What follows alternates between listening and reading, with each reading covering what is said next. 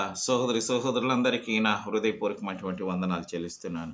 మత్తయి సువార్త 1వ అధ్యాయము 20వ వచనంలో చదువుకుందాం.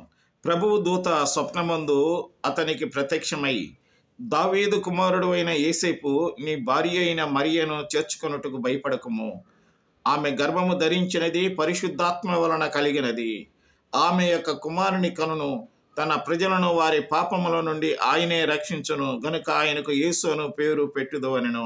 In English, an angel of the Lord appeared to him in a dream, saying, Joseph, son of David, do not fear to take Mary as your wife, for that which is conceived in her is from the Holy Spirit అని వ్రాయబడి ఉంది.